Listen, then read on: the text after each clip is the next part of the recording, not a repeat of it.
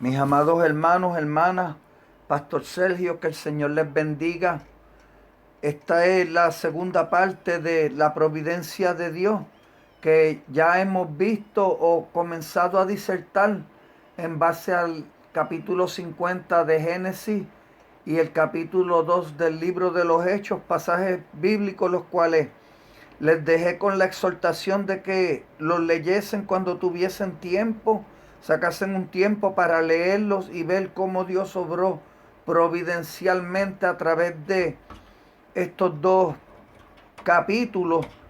y profecías cumplidas, las cuales vamos a ver aquí un poquito más detenidamente, no a profundidad, superficialmente, pero suficiente para ver o llamar nuestra atención, a fijar nuestra mirada a Dios obrando providencialmente. En estos pasajes bíblicos que hemos leído, ambos son el cumplimiento o hechos profetizados anteriormente en la palabra de Dios. En nuestro primer pasaje podemos ver la profecía hecha a Abraham en Génesis 15, versículo 13, donde dice: y Dios dijo a Abraham,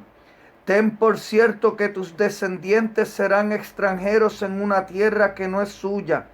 donde serán esclavizados y oprimidos 400 años. Y en la segunda lectura podemos ver al menos dos sucesos ya profetizados por Dios. Esta es la lectura de Hechos capítulo 2. Gran parte de la obra redentora de Cristo es mencionada en este pasaje bíblico desde Génesis 3:15,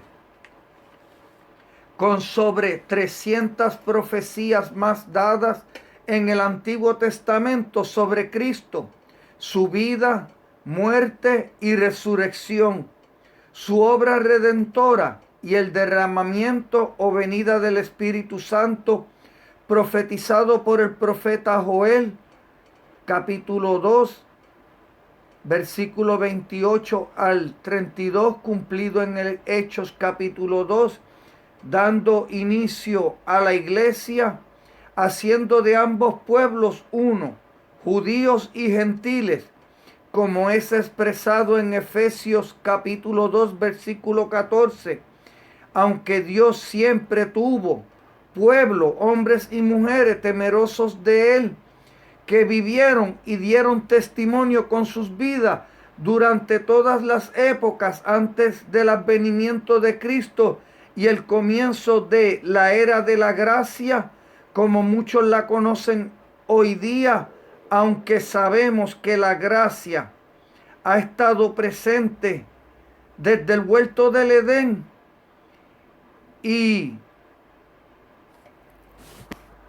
siempre ha sido el medio de salvación, porque siempre la salvación ha sido por gracia, por medio de la fe en Cristo Jesús. Aunque muchos en el Antiguo Testamento, por no decir todo, no lo entendían todo a plenitud, sí tenían su esperanza puesta en aquella profecía hecha por Dios mismo en Génesis 3:15, bajo la cual vivimos desde entonces hasta el día de hoy, pero con una revelación mucho más amplia, revelada en Cristo Jesús. Pero vamos a ver lo que quiero compartirles a ustedes en esta tarde, donde es mi intención el que luego de hoy, de esta corta exhortación, que siempre tengamos presente, nuestra fe sea alimentada y sobre todo demos gloria a Dios, sobre todo demos gloria a Dios entre todo lo que Cristo ha hecho, incluyendo por su providencia y sucesos providenciales que Dios permite en nuestras vidas, porque esto nos ayudará a mantenernos firmes como cristianos e hijos e hijas de Dios, dando testimonio de Cristo en todo momento, al considerar la providencia de Dios y a la expectativa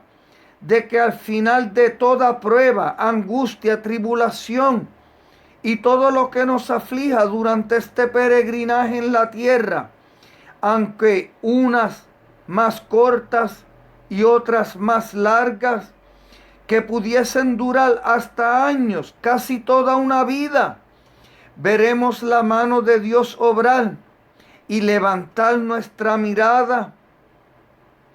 postrar nuestros corazones a los pies de Cristo y ver que Dios lo permitió todo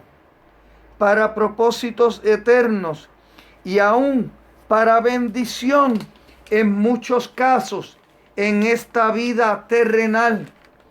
Porque no en vano el apóstol Pablo dice en 1 Corintios 15, versículo 19, si en esta vida solamente esperamos en Cristo, somos los más dignos de conmiseración de todos los hombres. Tal vez este versículo citado no sea lo que pretendiese que viésemos a la luz de la palabra. Tal vez tenga un sentido muchísimo más amplio el versículo dentro del contexto en el que fue escrito, pero entiendo que no por eso deja de ser una verdad bíblica,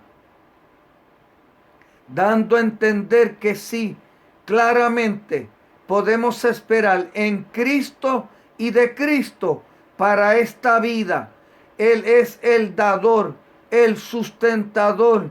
el que está con nosotros todos los días hasta el fin del mundo y da o provee todo lo que necesitamos a su tiempo, no lo que queremos, aunque muchas veces lo hace. Su gracia común está sobre toda la tierra, pero cuando hablamos de la providencia de Dios vista a la luz de su palabra, siempre, pero siempre tiene implicaciones eternas, aunque sabemos que la providencia de Dios no es garantía de salvación, obra siempre a favor de su pueblo, de sus elegidos, de todos aquellos que se han arrepentido de sus pecados y han comenzado a vivir para Cristo, con Cristo y en Cristo, y es Dios y Señor de nuestras vidas, dando paso a vidas que representen, brillen y den testimonio de que nuestra confianza verdaderamente está puesta en Él. Hasta aquí llegamos con la parte número 2 de la providencia de Dios,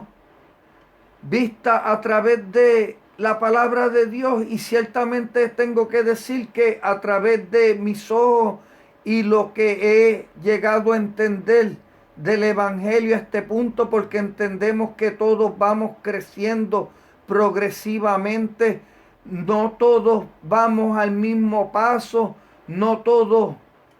vamos a la misma velocidad, no todos hemos alcanzado el mismo conocimiento. El pastor Sergio tiene un conocimiento muchísimo más profundo de este tema que yo, pero no por eso me voy a impedir yo mismo el estudiar la palabra de Dios y procurar ver este atributo que muy poco se habla aquí en Puerto Rico sobre la providencia de Dios, esperando que todo sea, y ciertamente lo es, para la gloria de Dios y estimularnos a estudiar su palabra y acercarnos a Él cada día más en confianza plena y reconociendo su obra redentora en Cristo Jesús, salvos por gracia por medio de la fe. Nos veremos con la tercera parte el viernes, donde vamos a ver la definición de la providencia de Dios. Y ahí continuaremos disertando un poco más. Hermanos, hermanas, Pastor Sergio, que tengamos una tarde, una noche bendecida, y todos aquellos que escuchen en un momento dado en diferido, perseveremos